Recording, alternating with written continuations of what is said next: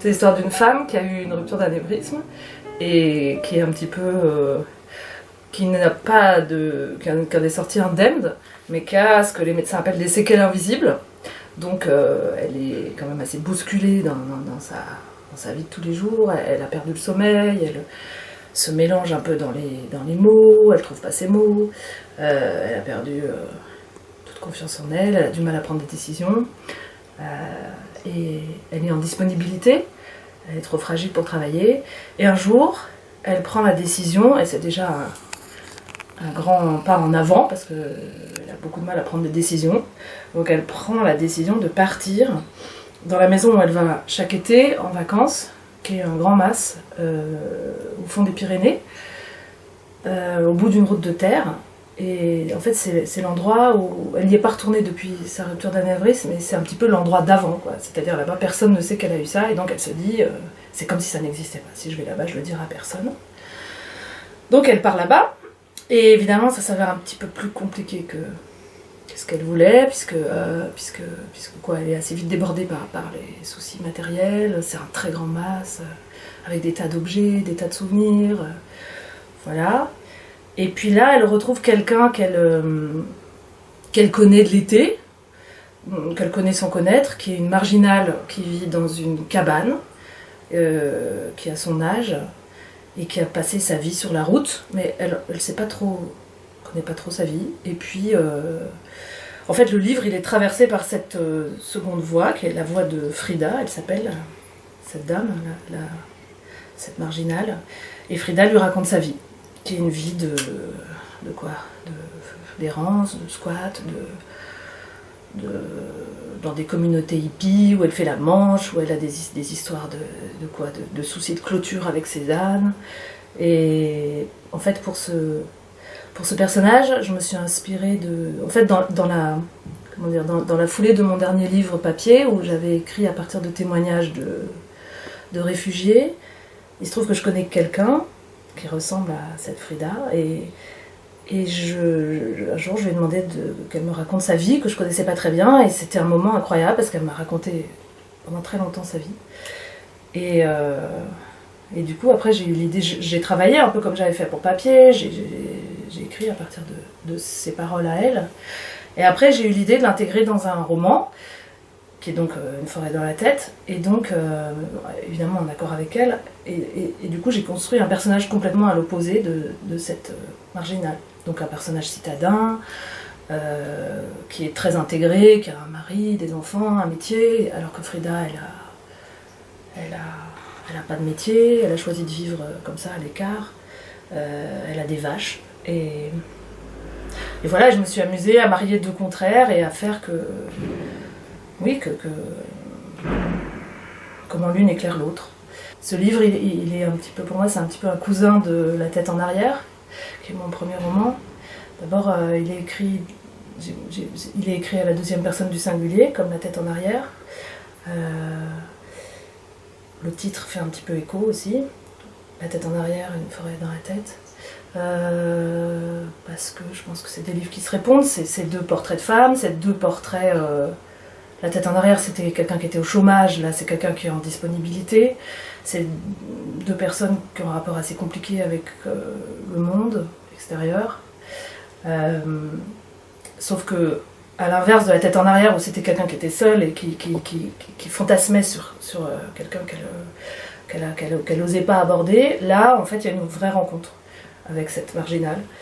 Voilà, qu'est-ce que je peux dire d'autre ? En fait, c'est l'histoire d'une guérison, c'est l'histoire que, en s'ouvrant, en retournant la peur en curiosité, en s'ouvrant vers quelqu'un d'autre, finalement on se débarrasse un peu, enfin on arrive à aller de l'avant et à se débarrasser de ses propres tourments, ses propres difficultés. Et puis, voilà. C'est aussi de dire que quelqu'un qui est comme ça, cette Frida, qui a vraiment une vie... c'est deux personnes qui sont hors cadre aussi. L'une parce qu'elle l'a choisi, c'est ses choix de vie, de ne pas s'intégrer dans cette société. L'autre parce qu'elle est trop fragile et qu'elle n'y arrive plus. Et ce qui m'a frappée, en fait, c'est qu'en effet, cette marginale, elle est très contente de sa vie. Alors, elle est habillée comme une clocharde, Elle ressemble à rien de ce que nous on pense être le bonheur, mais elle est très heureuse. Enfin, en tout cas, elle dit qu'elle est heureuse. Et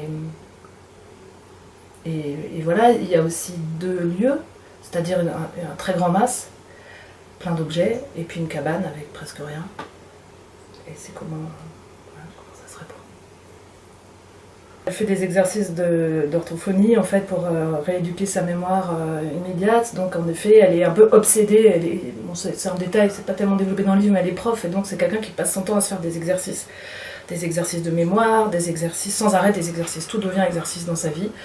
Et c'est aussi là le contraste avec Frida qui elle, c'est le contraire, c'est la totale liberté. Enfin, en tout cas, c'est comme ça qu'elle se définit.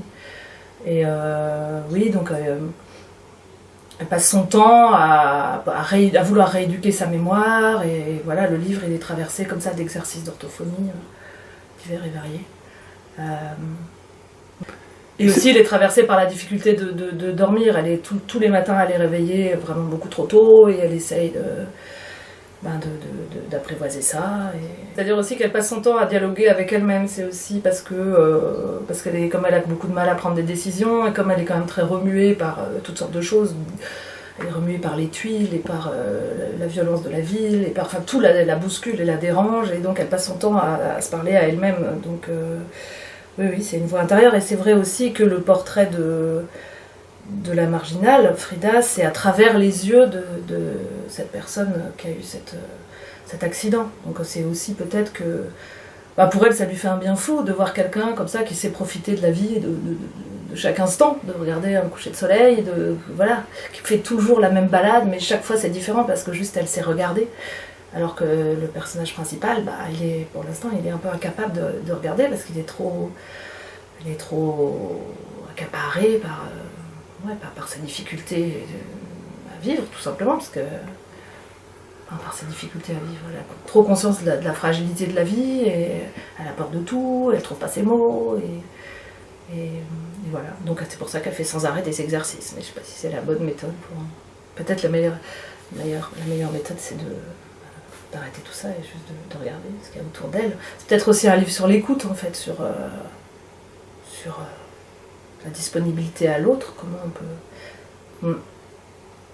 Dans la foulée de papier, je me suis dit, tiens, j'avais mon magnétophone, il était là-bas, il était encore tout chaud, je me suis dit, tiens, ça serait marrant de savoir, c'est quoi exactement, on devient quelqu'un comme ça, c'est quoi le chemin pour arriver à vivre dans une cabane avec pas d'électricité, pas de téléphone, pas de permis de conduire, d'avoir passé sa vie avec des ânes à dormir dehors.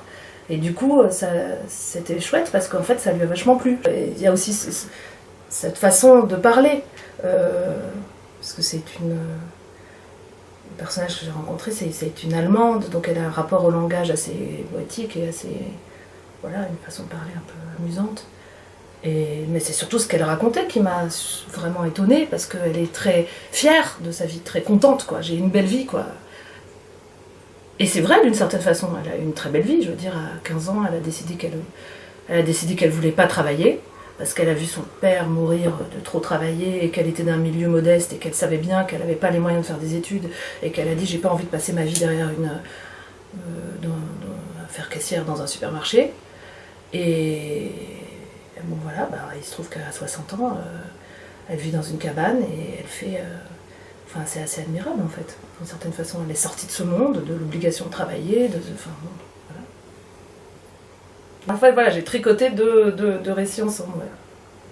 C'est-à-dire, en fait, dans un premier temps, j'avais ce témoignage de cette marginale que j'ai écrit, un petit peu comme papier, un long monologue, qui était sa vie, que j'ai tissé comme j'avais fait dans le papier, ou qu'est-ce que je mets devant, qu'est-ce que je mets, comment je fais sommer, etc. Puis après, je me suis dit, non, mais en fait, ça, je vais l'intégrer dans un roman.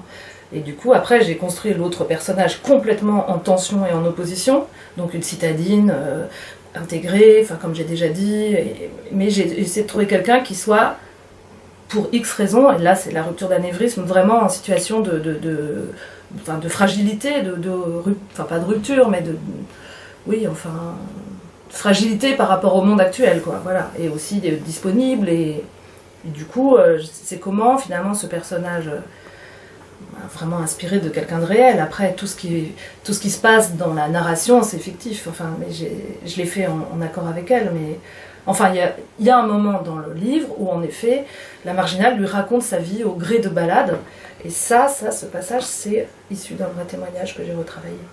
Voilà. Et c'est vrai que je trouve ça bien aussi que le récit il soit comme ça, comme squatté, puisque c'est justement quelqu'un qui a squatté une bonne partie de sa vie, squatté par cette marginale qui raconte sa vie. Et ça fait grand bien au personnage principal, en fait, d'être envahi par une autre vie. Voilà. Part toujours de ce qu'on est, voilà. Mais enfin, quand même assez tiré vers l'exagération, disons. Mais oui, le mas est inspiré d'un mas que je connais, cette montagne-là je la connais aussi. Voilà. Après, disons, les névroses post-traumatiques, elles sont très exagérées, mais...